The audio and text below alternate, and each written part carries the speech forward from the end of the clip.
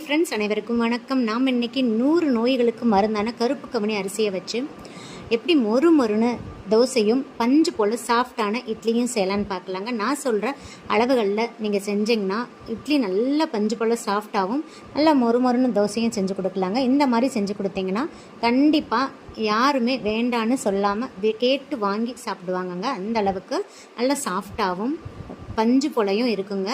நீங்களே பார்த்தீங்கன்னா தெரியும், இந்த வீடியோவில் பாருங்கள் எந்த அளவுக்கு நல்லா சாஃப்டாக இருக்குன்னு. ஸோ எல்லாருமே சாப்பிட்ற மாதிரி தாங்க இந்த இட்லியும் தோசையும் இருக்கும். வாங்க வீடியோக்குள்ளே போகலாம். அதுக்கு முன்னாடி நம்ம சேனலை சப்ஸ்கிரைப் பண்ணாத நண்பர்கள் ப்ளீஸ் சப்ஸ்கிரைப் பண்ணுங்கள். இந்த மாதிரி ஒரு அகலமான பவுல் எடுத்துக்கோங்க. நான் இன்றைக்கி 1 கப் கருப்பு கவுனி அரிசி சேர்த்து விட்டுறேங்க. கருப்பு கவுனி அரிசியில் நல்லா கல் மண் எதுவும் இல்லாமல் புடைச்சிட்டு சேர்த்துக்கோங்க. இதோட அளவு பார்த்திங்கன்னா 200 கிராம் இருக்கும்.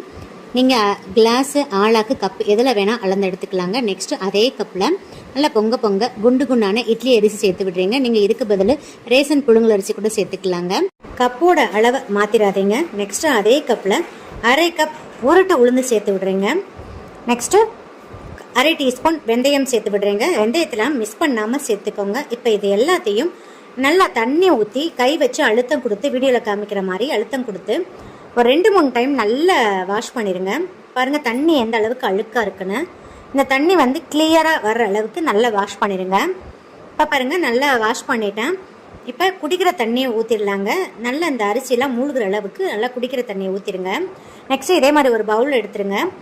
அதே கப்பில் நம்ம அரிசி அளந்தோம் பார்த்தீங்களா, அதே கப்பில் 1/4 கப் அவல் சேர்த்து விடுறீங்க. நான் இன்றைக்கி கெட்டியான ஒயிட் அவல் சேர்த்துருக்கேன். நீங்கள் இதுக்கு பதில் சிவப்பு அவல் கூட சேர்த்துக்கலாங்க, இன்னும் ஹெல்த்தியாக இருக்கும். இந்த அவலை இது கூடயே சேர்த்து ஊற வைக்கக்கூடாதுங்க. அரிசி அரைக்கிறதுக்கு 1 மணி நேரத்துக்கு முன்னாடி ஊற வச்சா போதுங்க. அவளை நல்லா வாஷ் பண்ணிவிட்டு தண்ணி ஊற்றி ஊற வச்சுக்கலாம். இப்போ இந்த அரிசி மட்டும் ஊறட்டுங்க. இப்போ நம்ம கிரைண்டரில் அரைக்கிறதா இருந்தால் 5 மணி நேரம் ஊறினா போதுங்க. நம்ம மிக்சியில் அரைக்கிற பட்சத்தில் 6லேருந்து 7 மணி நேரம் கண்டிப்பாக ஊறணுங்க. ஏன்னா அந்த கருப்பு கவுனி அரிசி ரொம்ப கெட்டியாக இருக்கும். ஸோ ஊறுறதுக்கு நல்லா டைம் எடுக்குங்க. நல்லா ஊறினா தான் மிக்சியில் ஈஸியாக அரைப்படுங்க. அப்போ தான் மிக்சி சூடாகாமல் ஈஸியாக 5லேருந்து 10 நிமிஷத்தில் அரைச்செடுக்க முடியுங்க.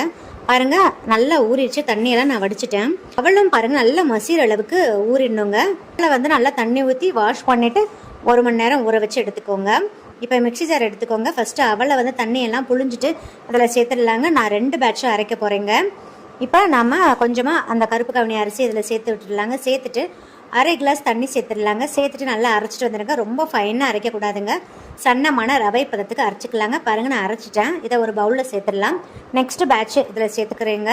இது கூடயே நான் கொஞ்சமாக கல்லுப்பு சேர்த்துடுறேங்க. சேர்த்துட்டு நல்லா ரவை பதத்துக்கு அரைச்சி இதில் சேர்த்துடலாங்க. பாருங்கள் நெக்ஸ்ட்டு பேட்சும் அரைச்சிட்டேன். இப்போ மிக்சி ஜாரை லைட்டாக அலசி தண்ணி